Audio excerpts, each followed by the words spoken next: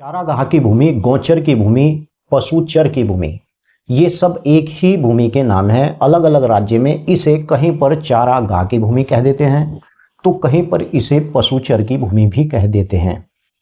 आज की इस वीडियो में हम जानेंगे कि आखिर ग्राम पंचायत के यानी कि जो नियंत्रण होता है ग्राम पंचायत का और उसके अंदर भूमि प्रबंधक समिति होती है, उसके नियंत्रण के अंदर कितनी भूमि ऐसी हैं जो ग्राम पंचायत के अधिकार में आती हैं। और साथ ही जानेंगे कि पशुचर की भूमि पर अगर आपका कोई कब्जा है तो क्या वह कब्जा साबित रह सकता है, या फिर पशुचर की अगर भूमि है, चरागाह की अगर भूमि है, गोचर की अगर भूमि है तो उस भूमि को कब्जा करने के बारे में मैं आज इस वीडियो के अंदर बताऊंगा। और पशुचर की भूमि, चरागाह की भूमि कैसी होती है, इसके बारे में विस्तार से आज की इस वीडियो में जानकारी दूंगा। अगर चैनल पर आप लोग पहली बार आए हैं तो चैनल को सब्सक्राइब कर लें और साथ में बेल आइकन की घंटी को दबाना बिल्कुल ना भूलें। अगर आप किसी दोस्त को इस वीडियो को शेयर करना चाहते हैं तो बिल्कुल शेयर कर सकते हैं। तो चलिए विस्तार से वीडियो को शुरू। उत्तर प्रदेश जमींदारी विनाश एवं भूमि व्यवस्था अधिनियम 1950। जी हाँ, मैं आज इसी से ही आपको पहले ये बताऊंगा नियम 122 के आधार पर के ग्राम पंचायत के नियंत्रण में कौन कौन सी जमीनें आती हैं। क्योंकि बहुत से लोग सवाल करते हैं, उन्हें इस बात की जानकारी बिल्कुल भी नहीं होती है कि गांव की ग्राम पंचायत के अधिकार में कौन कौन सी जमीनें आती हैं।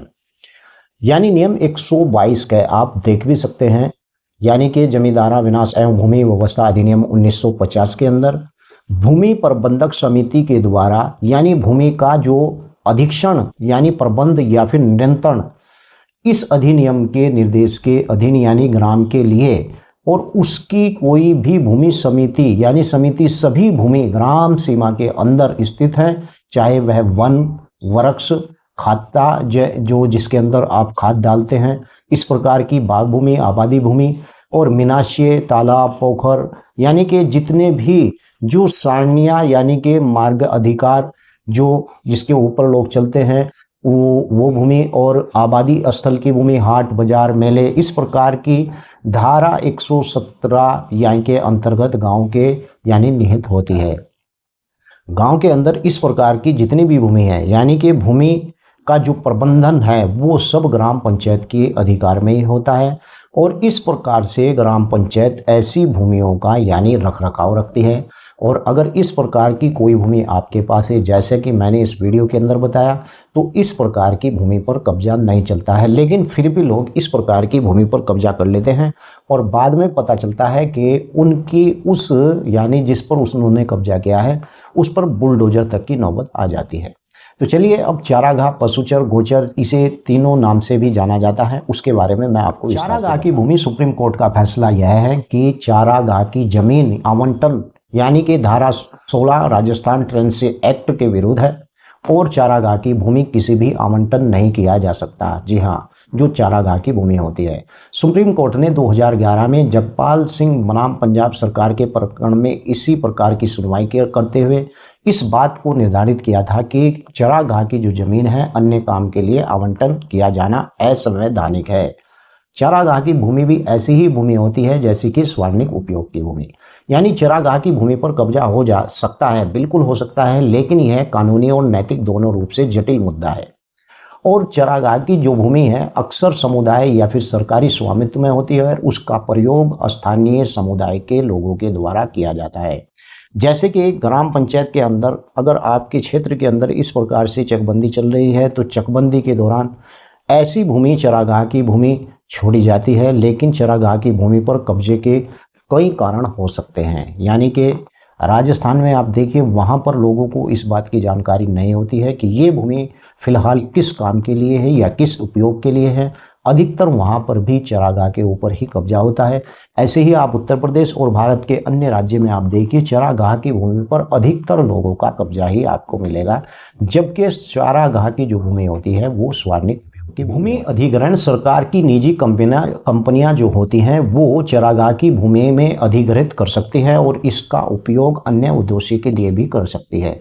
सरकार अगर चाहे तो इस प्रकार की भूमि का उपयोग कर सकती है। जैसे चारागाह, पशुचर, गोचर की भूमि। और अवैध कब्जा, कुछ लोग चारागाह की भूमि पर अवैध रूप से कब्जा कर सकते हैं और इसका उपयोग अपने निजी हितों के लिए कर सकते हैं। और सीमा विवाद, यानी कि चारागाह की जो भूमि की सीमा से लेकर विवाद हो सकते हैं, जिसे कब्जे के समय उत्पन्न हो जाते हैं। इस प्रकार के विवाद, चारागाह की भूमि के कब्जे का आखिर नतीजा क्या? सामुदायिक अधिकारों का उल्लंघन, यानी कि चारागाह की भूमि पर कब्जा सामुदायिक अधिकारों का उल्लंघन कर सकता है और स्थानीय लोगों को जीवन यापन से भी प्रभावित कर सकता है।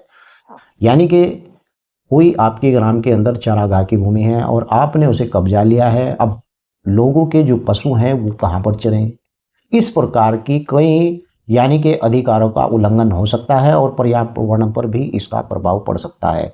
चारागाह की भूमि पर कब्जा पर्यावरण प्रभाव डाल सकता है, जैसे कि वनस्पति जीव जंतुओं की विविधता की हानि और कानूनी समस्याएं भी हो सकती हैं। जैसे चारागाह की भूमि पर कब्जा कानूनी समस्याएं पैदा कर सकता है, जैसे कि भूमि अधिग्रहण के लिए मुआवजे की मांग। और चारागाह की भूमि वह भूमि होती है जिसका उपयोग पशु के चारे के लिए किया जाता है। असल में यह भूमि आमतौर पर, यानी कि घास के मैदान, चरागाह के रूप में पाई जाती है और जहां पर जो पशुओं को मरने के लिए छोड़ दिया जाता है, पशुओं को चरने के लिए छोड़ दिया जाता है। तो चरागाह की भूमि पर महत्व यह है कि यह पशुओं के लिए एक खाद्य स्रोत प्रदान करती है, जो चारागाह की जो भूमि होती है।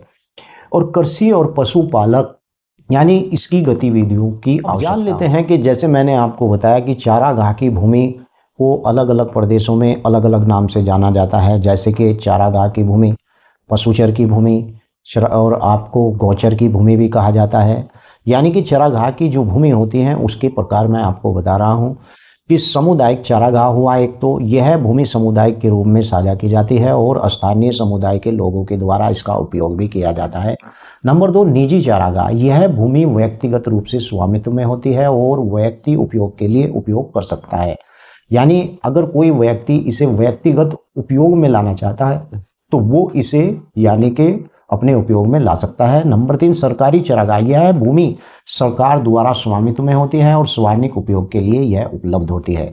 यानी कि इस वीडियो के अंदर मैंने आपको खुलकर बताया कि चारागाह की 3 कैटेगरी होती है चारागाह की भूमि की: सामुदायिक चारागाह, निजी चारागाह और सरकारी चारागाह। अब आप ये देखिए कि आपके पास जिस प्रकार की जमीन चारागाह है, वो कहीं सामुदायिक चारागाह के ऊपर तो आपने कब्जा नहीं कर रखा है, या फिर निजी चारागाह है उसके ऊपर तो आपने कब्जा नहीं कर रखा है, या फिर सरकारी चारागाह है उसके ऊपर तो कहीं आपने कब्जा नहीं कर रखा है। चारागाह की भूमि के बारे में आज मैंने आपको विस्तार से बता दिया है इस वीडियो के अंदर। और अभी आपके मन में किसी प्रकार का डाउट हो या आपके मन में कोई विचार हो तो वीडियो के नीचे लिख सकते हैं, मैं उस पर भी वीडियो बना दूंगा। जय हिंद, जय भारत, खुदा हाफिज।